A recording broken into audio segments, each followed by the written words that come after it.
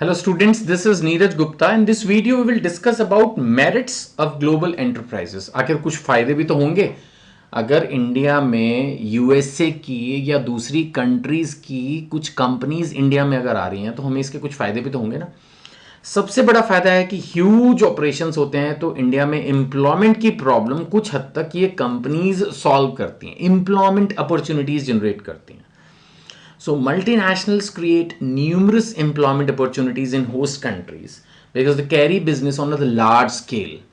अब आप सोचो कि जो इंडिया में ये कंपनीज हैं, जो भी नाम आपने सुने होंगे इंटरनेशनल कंपनीज के, इनके कितने शोरूम्स हैं, वो कितने लोगों ने ले रखे हैं, उनकी सबकी एक तरह से रोजी रोटी चल रही है। फिर जो वहाँ पर काम कर रहे हैं, फिर उन कंपनीज को जो प्रोडक्ट सप्लाई कर रहे हैं, नहीं कितना कुछ मतलब उससे रिलेटेड काम हो रहा है। अब जो पेप्सी बन रही है तो उसकी बोतलें तो इंडिया में ही बन रही होगी ना। तो मतलब मैं अभी जब डीमेरिट्स पे जाऊंगा तो ऐसा नहीं कि सिर्फ अच्छा ही अच्छा है, मेरिट्स भी डिस्कस करेंगे, डीमेरिट्स भी डिस्कस करेंगे। लेकिन फिलहाल जब हम मेरिट्स डिस्कस कर रहे हैं तो इस चीज को हम इग्नोर नहीं कर सकते that they create employment opportunities in the country. फिर वो सैलरीज और करियर अपॉर्चुनिटीज भी बहुत अच्छी ऑफर करते हैं डेफिनेटली। अब जो बढ़िया लोग हैं, पहले शायद कुछ साल पहले अगर एमएनसीज ना हो तो जो मैनेजमेंट में अच्छे बॉयज़ एंड गर्ल्स हैं या सेल्स में हैं तो दे में थिंक कि यार यहाँ तो ज़्यादा सैलरीज नहीं मिल पाएंगी, तो बेटर हम फॉरेन कंट्रीज चले जाएं। अब फॉरेन कंट्रीज की कंपनीज इंडिया में आ गए और यहीं उनको बहुत अच्छे पैकेजेस मिल रहे हैं तो दे में थिंक कि यार छोड़ो यहीं काम कर लेते हैं, यही अच्छा है, राइट। दूसरा, उनके पास बहुत बढ़िया टेक्नोलॉजी है। अच्छी टेक्नोलॉजी इंडिया में लाने से इंडिया भी इंप्रूव होगा, है ना। Multinational companies act as a source of advance technology. उनके पास अपनी R&D टीम है, वो कुछ ना कुछ नया डेवलप करते रहते हैं, उनके प्रोडक्ट्स बहुत बेटर होते हैं। तो उससे क्या होता है कि नई टेक्नोलॉजी हमारी कंट्री में भी एंटर करती है। फिर इनफ्लो फॉरेन कैपिटल, आप FDI समझते हैं, मैं समझाता हूं आपको। जैसे इसमें दिया हुआ है FDI, multi national companies command huge resources, they make FDI, है ना, means foreign direct investment. FDI का मतलब होता है फॉरेन कंपनीज इंडिया में आके पैसा लगाती हैं प्रोजेक्ट्स पे, they do it with government approval. तो यहाँ का ज़मीन खरीदती हैं, फैक्ट्रीज बनाती हैं, बड़े बड़े प्लांट लगाती हैं, नेचुरली उसके अंदर दुनिया भर का काम होता है, आप समझ रहे हैं। तो ये सब चीज़ें हैं। So inflow foreign capital, it leads to the economic development of the host countries. जैसे India will be a host countries for the various MNCs, तो इससे हमारी इकोनॉमी डेवलप होगी ना भाई, GDP नहीं बढ़ेगी। कल अल्टीमेटली जो इंडिया में प्रोडक्शन बढ़ रहा है वो कहीं ना कहीं फिर उससे रिलेटेड दूसरी प्रोडक्शंस भी होती हैं। जैसे मैंने अभी कहा, पेप्सी के लिए बॉटल्स इंडियन कंपनीज बना रही होंगी, तो इन सब चीज़ों से फिर फायदा होता है ना, ये चीज़ है। Then improved standard of living, ये भी एक पॉइंट है।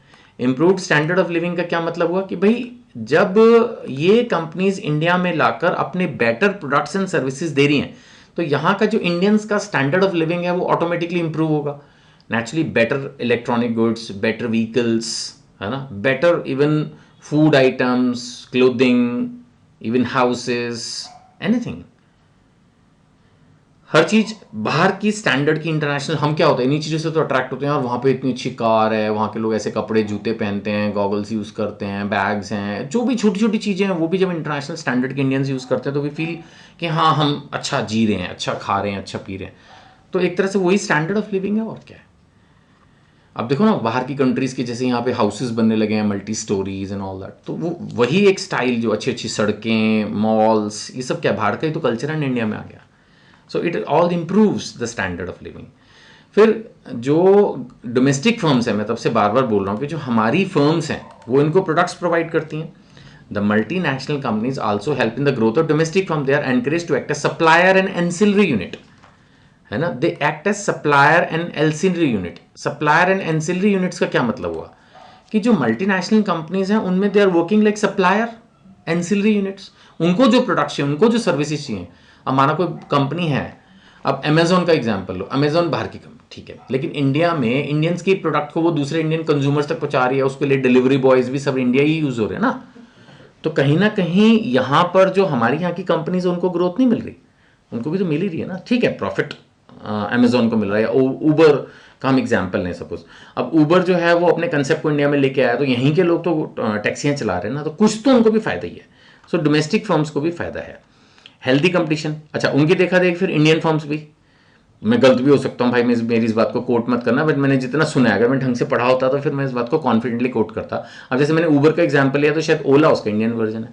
अब उनके कंपटीशन में इंडिया ने ओला निकाला ना, ऐसे बहुत सारी बाहर की कंपनीज के कंपटीशन में इंडियन प्रोडक्ट्स आए हुए हैं, तो they try to compete with them ना। तो उससे क्या होता है कि इंडियन फर्म्स को भी एक हेल्दी कंपटीशन मिलता है, उनको लगता है यार बाहर की कंपनियां आ गई हैं, वो तो इतना अच्छा दे रही है, अगर हमने अच्छा नहीं किया तो हमारा कुछ होगा ही नहीं। So you know they improve themselves. And किसी भी इकोनॉमी को वर्ल्ड इकोनॉमी में कन्वर्ट करने में भी ये लोग हेल्प करते हैं। हम अल्टीमेटली ग्लोबल इकोनॉमी की बातें करते हैं, वर्ल्ड इकोनॉमी, है ना। ग्लोबल इकोनॉमी कैसे बनेगी? ग्लोबल इकोनॉमी जब इस तरह की कंपनीज इंडिया में आएंगी और इनसे एनकरेज होकर इंडियन कंपनीज भी फॉरेन कंट्रीज में पहुंचेंगी, तभी तो हम एक जो ग्लोबल विलेज की बात करते हैं कि the whole world is a village, कि एक छोटी सी दुनिया है बस। तो फिर वो कंसेप्ट तो इसमें अचीव हो गई होगा ना। बट जैसे मैंने कहा कि इनके बहुत सारे एडवांटेजेस हैं तो कुछ डिसएडवांटेजेस भी हैं। जैसे नेशनल प्रायोरिटी से इनको कोई मतलब नहीं। अब देखो ना, बाहर का बंदा इंडिया में इन्वेस्ट कर रहा है तो वो इंडिया की ग्रोथ के बारे में तो खैर नहीं सोच रहा होगा, वो अपना ग्रोथ सोच रहा है, प्रॉफिट। तो वो हमारे हर तरह के रिसोर्सेज को एक्सप्लॉइट करते हैं, ठीक है ना। तो वो सिर्फ प्रॉफिटेबल प्रोजेक्ट्स में जाएंगे, शायद वो रूरल एरियाज में नहीं जाना चाहेंगे, बैकवर्ड डिस्ट्रिक्ट्स में नहीं जाना चाहेंगे। वो सोचेंगे क्या जरूरत है, अपने सेंटर्स, अपनी ब्रांचेस अर्बन एरियाज में खोलो जहां पर लोगों के पास पेइंग कैपेसिटी है। So they would like to focus on that. Then we have a creation of monopoly, right.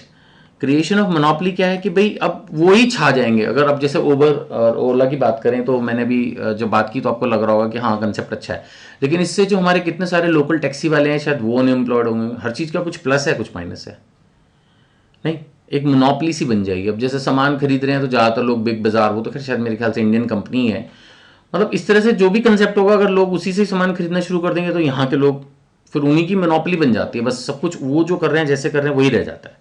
तो ये प्रॉब्लम आती है। हमारे रिसोर्सेज को, नेचुरल रिसोर्सेज को वो लोग कंज्यूम करते हैं तो नेचुरली डिप्लीशन माने reduction. So MNCs exploit the resources the host country जहाँ पर वो काम कर रहे हैं अपने प्रॉफिट्स को बढ़ाने के लिए।